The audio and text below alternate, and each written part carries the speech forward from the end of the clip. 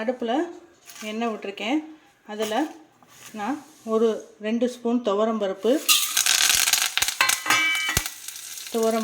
ஒரு 3 வரமிளகா, கொஞ்சம் கருவேப்பிலை, ஒரு காஷ்மீர் மிளகாய் கலருக்காக போட்டிருக்கேன். இதை நல்லா துவரம்பருப்பு கொஞ்சம் நல்லா செவக்க வறுத்துடணும். செவக்க வறுத்துட்டு இந்த மாதிரி ஒரு சட்னி அரைச்சி பாருங்கள். இதே சட்னி தான் தினம் அரைப்பீங்க, அந்த அளவுக்கு இது நல்லா சூப்பராக இருக்குது. இந்த சட்னி துவரம்பருப்பு சட்னி, அதாவது ப்ரோட்டீன் சட்னி. ஃபுல்லாகவே அந்த நாளைக்கு நமக்கு உரிய ப்ரோட்டீன் இந்த ஒரு சட்னியிலே கிடச்சிரும். அதனால் துவரம்பருப்பு நல்லா செவக்க வறுத்துடணும். அப்போ தான் டேஸ்ட் நல்லாயிருக்கும்.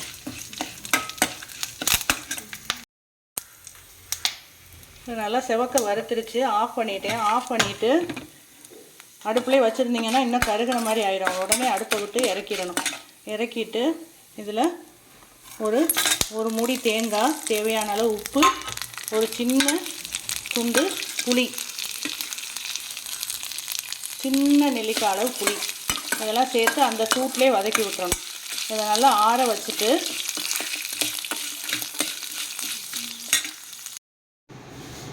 நம்ம அரைச்ச துவரம்பருப்பு சட்னி இப்போ இதை ஒரு பேனில் மாற்றிட்டு, இப்போ அரைச்சதை ஒரு பேனில் ஊற்றி நல்லா மிக்சியெல்லாம் கழுவி ஜார்லாம் கழுவி ஊற்றி நிறைய தண்ணி ஊற்றி கலக்கியிருக்கேன். இதில் எவ்வளோ வேணாலும் தண்ணி ஊற்றலாம். இது 1 ஸ்பூன் நம்ம துவரம்பருப்பு போட்டால் ஒரு 10 பேர் சாப்பிடலாம், அந்த அளவுக்கு. அதனால தான் மிளகாய் ஜாஸ்தி போட்டேன். நல்லா சுல்லுன்னு சூப்பராக இருக்கும் இந்த சட்னி. இட்லியில் அப்படியே மோந்து ஊற்றி சாப்பிடணும், தொட்டு சாப்பிடக்கூடாது. உளுந்தம்பருப்பு, பெருங்காயம், கருவேப்பிலை போட்டு தாளிச்சிட்டு இந்த கலக்கி வச்சுருக்கதையும் ஊற்றி சிம்மில் போட்டு தான் கொதிக்க விடணும். பருப்புங்கிறதுனால சட்டுன்னு அடியில் பிடிச்சிடும்.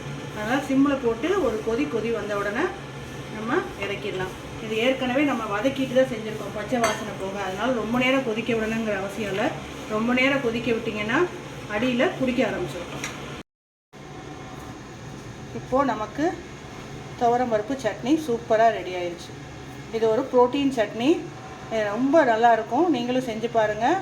செஞ்சு பார்த்துட்டு மறக்காமல் எங்கள் சேனலுக்கு ஒரு லைக் பண்ணி சப்ஸ்கிரைப் பண்ணுங்கள். தேங்க்யூ.